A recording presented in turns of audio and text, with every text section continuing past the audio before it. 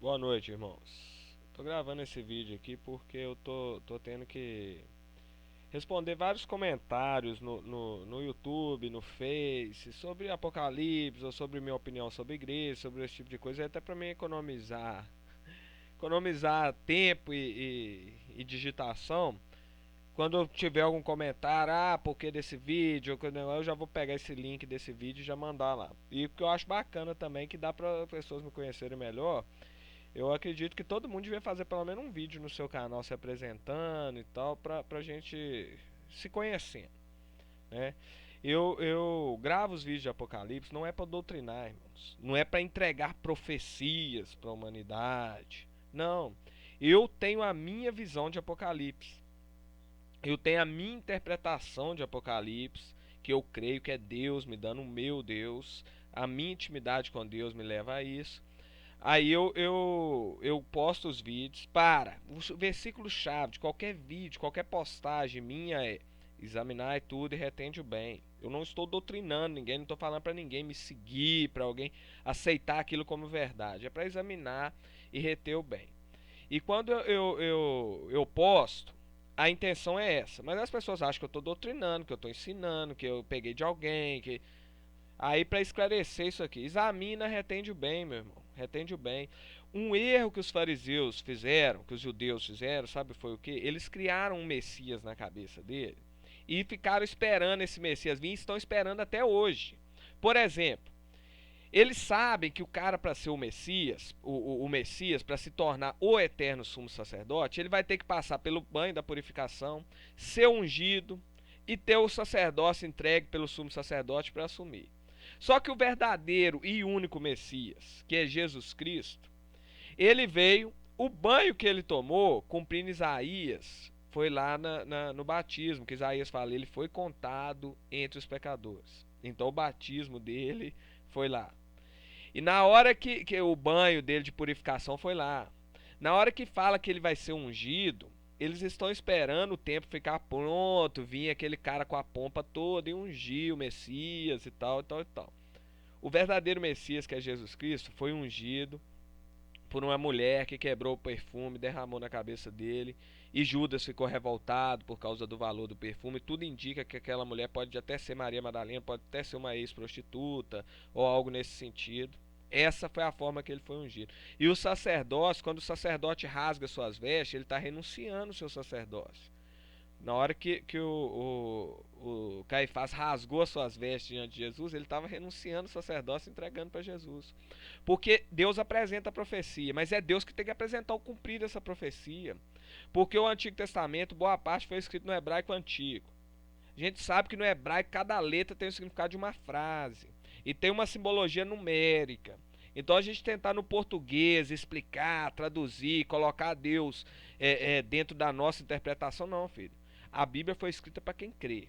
Aquele que crê espera em Deus o cumprir, porque a fé é a certeza daquilo que não se vê, daquilo que se espera. A gente não vê, mas está esperando. Então eu crio o Apocalipse, eu tenho a minha opinião de Apocalipse, mas eu sei que vai cumprir da forma que Deus quer e da forma que Deus estabeleceu. Se coincidir plenamente com o que com o que eu apresento, interessante. Mas se eu ver que Deus está levando ele para uma outra linha, eu vou calar e aceitar de Deus. Eu não vou cair no mesmo erro dos judeus e falar, não, então o Apocalipse não é verdade, então é isso, é aquilo. Não. Eu espero em Deus o cumprir, que Deus dá a profecia, ele dá a explicação. Entendeu? É isso que eu quero registrar para já na hora que vir com esse comentário de vídeo, eu só vou botar o link, assiste o vídeo, entende o que eu tô falando e tudo, para eu não ficar digitando toda hora a mesma coisa, repetindo a mesma coisa. Comentário no Face, comentário no WhatsApp, comentário no YouTube, inbox no YouTube, no Face. Então é inbox no WhatsApp, é no grupo do WhatsApp. Então eu já vou mandar o vídeo. Eu vou ficar com esse link já pra mim negócio. Não tô fazendo vídeo pra doutrinar, pra querer explicar Apocalipse ou explicar a minha opinião. Outra coisa, até mesmo também que eu vou usar esse vídeo para resposta para os, entre aspas, chamados desigrejados. Primeiro, eles se auto-intitularam remanescentes. Eles nem entendem lá no Romanos que é claramente remanescentes serão judeus que vão converter nesses últimos dias. Pessoas que Deus vai escolher, que Deus já escolheu, que vai converter judeus. Esses são os remanescentes. Eles, por ter saído da noiva de Cristo, ou saíram por decepção, ou foram expulsos, ou saíram por preguiça, ou saíram por maldade, ou o próprio Deus tirou de lá. O próprio Deus tirou de lá. Eles estão agora fazendo um movimento na internet aí chamado desigrejado e querendo atacar a noiva de Cristo de tudo e quanto é jeito. Isso é o mesmo espírito maligno que atacava Israel de tudo quanto é jeito. Inventava mentiras sobre o povo de Israel, calúnias sobre o povo de Israel, ou exaltava apenas os defeitos do povo de Israel. Isso que esse povo está fazendo agora. Eles são inimigos da noiva de Cristo. Tem aí, eles têm como líder, Rubens Sodré é um dos líderes, entendeu? Eu digo líder carnal porque espiritualmente a gente sabe quem os lidera, porque a Bíblia fala assim, ó, a porta do inferno não prevalecerá contra a igreja. Quando você imagina a porta do inferno, talvez você imagine um portal, aquela coisa meio mitológica. Porta do inferno, no livro de Tiago, fala o seguinte: a língua é um mal incontido. Ela é inflamada pelo inferno e inflama todo o corpo. Então a porta do inferno é a língua do homem. O homem doma tudo, mas a sua língua ele não doma. Então a porta do inferno é a língua. Essa língua maligna, inflamada pelo inferno, que inflama todo o corpo e tenta inflamar. Ela já existe desde que o ser humano é ser humano, entendeu? Começou ali com a serpente, com Eva, que foi inflamada pela língua da serpente, aquele negócio todo. Depois, especificamente, contra o povo santo e escolhido, que é o povo de Israel. Esse povo odeia o povo de Israel, odeia judeu. E, consequentemente, eles odeiam a igreja. Eles odeiam a noiva de Cristo. Ô meu irmão, eles apelidaram a noiva de Cristo de sistema religioso. A noiva de Cristo é noiva de Cristo. E falem à vontade agora, que eu amo a democracia. Então continue falando, falem à vontade. Mas na hora que o noivo chegar, eu quero ver falar. Eu quero ver falar da noiva na hora que o noivo chegar. Porque eles falam que é um sistema religioso. A igreja está assim contaminada pelo sistema capitalista. Existe igreja que tem um líder que não é pastor, que ele é cafetão, ele está usando a noiva, mas isso não faz dela sistema, isso não tira dela o título de noiva de Cristo, de igreja, porque igreja lá para trás é eclésia, ajuntamento, mas a gente já tendo a visão de Apocalipse, a gente entende que é a noiva de Cristo. Igreja é noiva de Cristo, pode estar suja, pode estar com as vestes sujas, o vestido de noiva está rasgado, mas é noiva, é noiva. E quem está falando da noiva vai acertar as contas com o noivo, não é a noiva que tem que acertar a conta com eles, é deixar pro noivo, é deixar pro noivo. Quero ver falar isso na hora que o noivo chegar. E o detalhe aqui para finalizar. Uns seguem a linha do Rubens Sodré, que é um cara limitado intelectualmente, analfabeto, biblicamente falando, teologicamente falando, inexistente. Ele conduta como caráter zero. O cara, gostaria que ele fizesse um hangout com a ex-esposa dele, falando a forma que ele era, a forma que ele age, com os eleitores dele de quando ele era vereador, ou com o ex-pastor dele, que era pastor dele, para falar a conduta dele. Aí o cara pega o seguinte, ele não tira ninguém de igreja, esse povo não tira igreja, porque a língua dele, eles acham que a intenção deles é tirar os outros da igreja, mas a língua deles, inflamada pelo inferno, a porta do inferno, através dele, não tira ninguém da igreja, porque ela não prevalece contra a igreja. Nem queimando os outros vivos essa porta do inferno consegue tirar. Nem através de imperadores conseguiu tirar. Não vai ser através agora de revoltados da internet que vai atacar a igreja, que vai conseguir tirar os outros da igreja.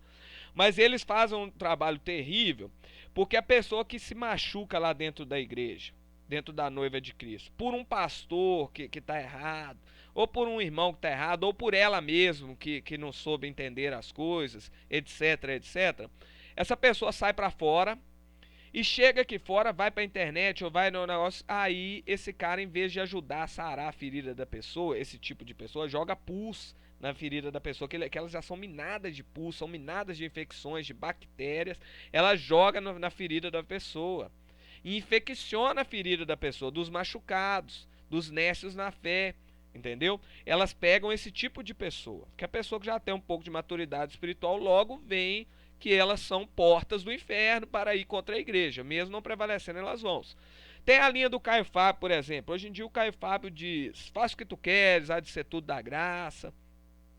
Só que o Caio Fábio é um ótimo professor, ele intelectualmente é bom, ele tem um conhecimento teológico top, muito inteligente e tal. E o Caio Fábio não manda ninguém sair de igreja. Ele ataca, ele falta com respeito aos pentecostais, ele tem um pouco de falta de entendimento que o Espírito Santo se manifesta onde quer, da forma que quer. Por um lado, ele tem um bom entendimento de liberdade, mas por outro, onde aquilo atinge ele, que é as feridas que ele teve pelo pecado que cometeu, pelo que os pastores não souberam acolher, aquela coisa toda, ele ainda é machucado.